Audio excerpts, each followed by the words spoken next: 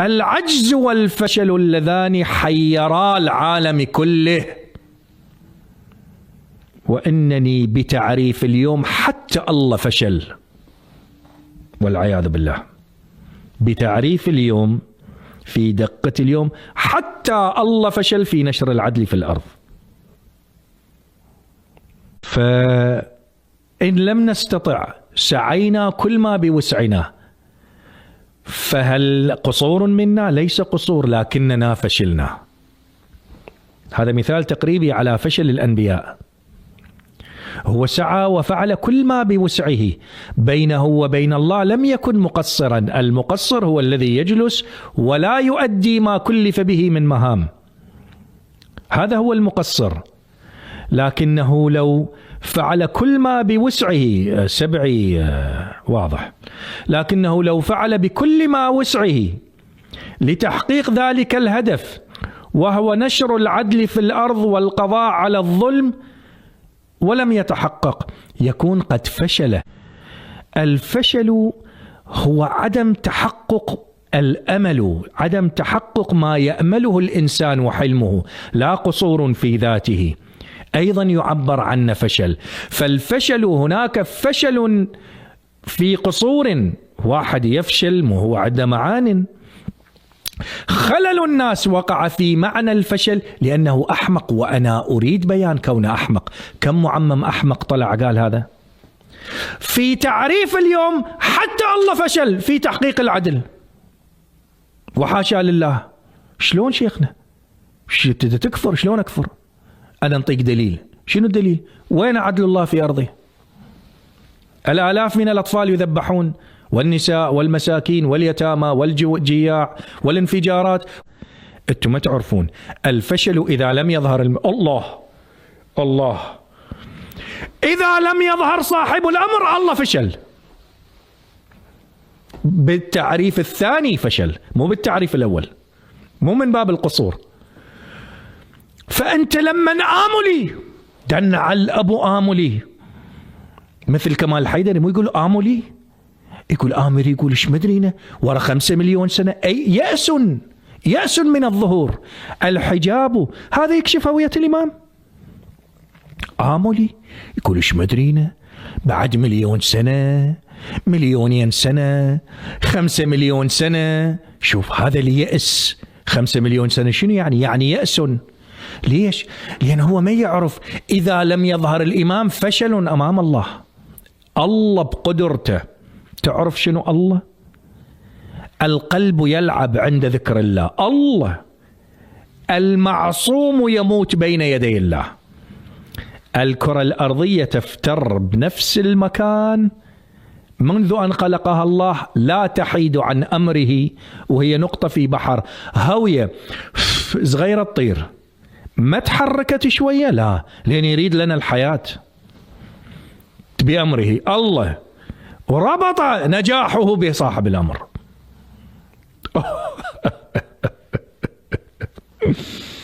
يا الله، ربط نجاحه بصاحب الأمر. يعني شنو؟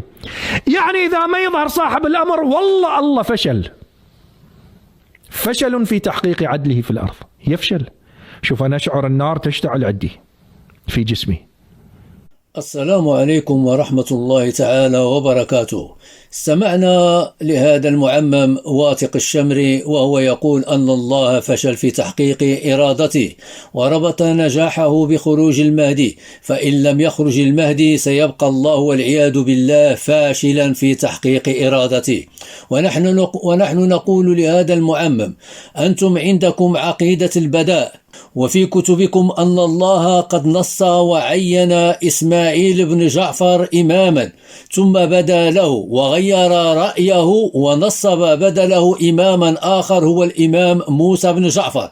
فإذا جاز البداء في إسماعيل، فما المانع أن يبدو لله في المهدي محمد بن الحسن ويجعل مكانه إماما آخر، أو أن يمحو ولا يجعل مكانه أي إمام آخر ويقول للشيء كن فيكون.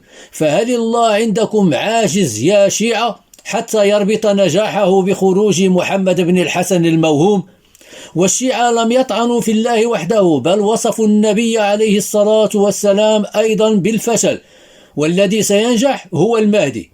وأيضا وصفوا إمامهم المعصوم علي بالفشل، ووصفوا فاطمة بالفشل، بمعنى أن كل أهل الكساء فشلوا، حتى الحسين فشل، خرج وفشل وقاد أهله إلى المجزرة، وهو يعلم الغيب ويعلم ما سيحصل لهم، ومع ذلك قادهم إلى كربلاء ليلقوا حتفه. وفشل الحسن، أخذ الخلافة وفشل وسلمها لمعاوية. الكل فشل في فشل، ليبقى المهدي الخرافة الأسطورة هو البطل الوحيد الذي سينجح ويحقق للشيعة ما لم يحققه لهم من سبقوه من الأئمة. فالشيعة كالصبيان يتربون على الأماني، وهذا ليس كلامي بل كلام المعصوم الكاظم الذي قال أن الشيعة تربى بالأماني منذ 200 سنة. على كل، نواصل مع فشل الأنبياء وعلي وفاطمة عند الشيعة.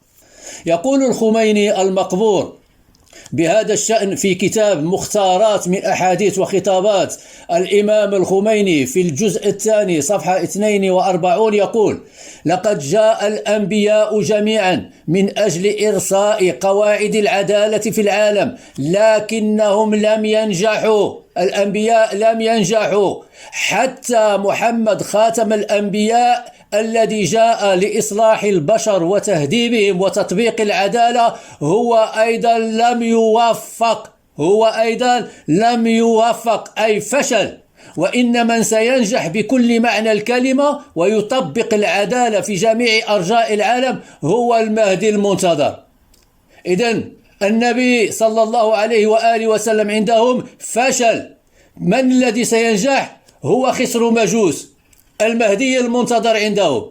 وهذا النص جزء من خطاب ألقاه الخميني في ذكرى مولد المهدي المنتظر، وقد ألقى الخطاب في 15 شعبان عام 1400 للهجرة، ونقل عبر إذاعة طهران، وتناقلته بعد وكالات الأنباء والصحف، ومنها صحيفة الرأي الكويتية في عددها الصادر بتاريخ 21/6/1980 ميلادية.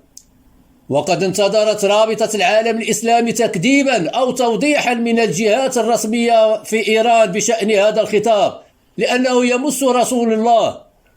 ولما لم يصدر شيء من هذا، أصدرت الرابطة بيانا بتاريخ 9 رمضان 1400 للهجرة، استنكرت فيه هذا الكلام واعتبرته طعنا في الرسول صلى الله عليه وآله وسلم وطعنا في الإسلام.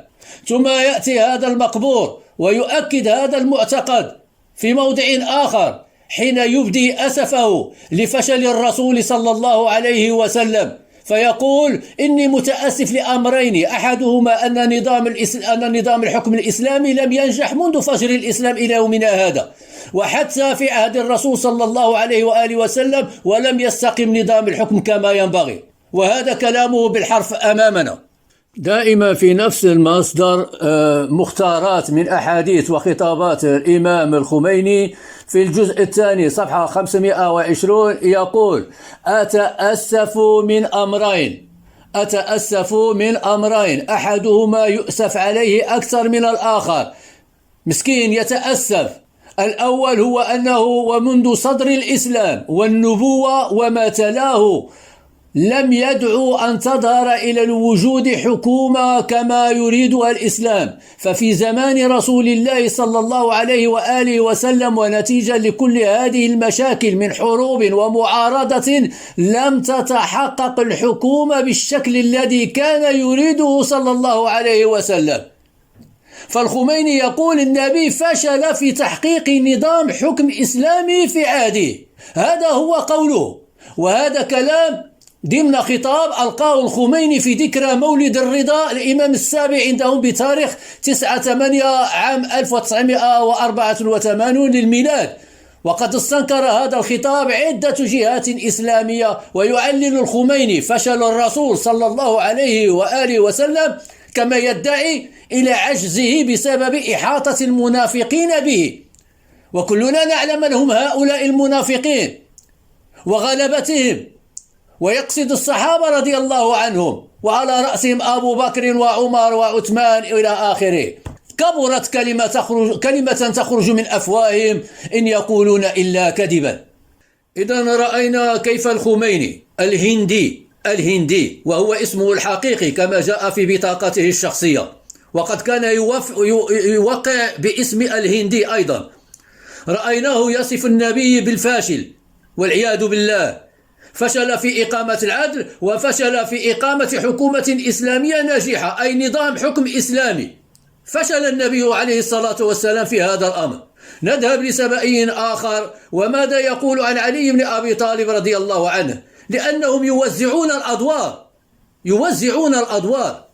هذا أمامنا محمد باقر الصدر في كتابه الإمام علي سيرة وجهاد في صفحة 83 يقول: ليطعن في الذي يدعوه الإمام الوصي والخليفة المنصب من الله ورسوله وهو علي بن أبي طالب، ويصفه بالفاشل، فيقول: يعني من الطبيعي أن ينتهي أمير المؤمنين إلى عدم النجاح في القضاء على الانحراف.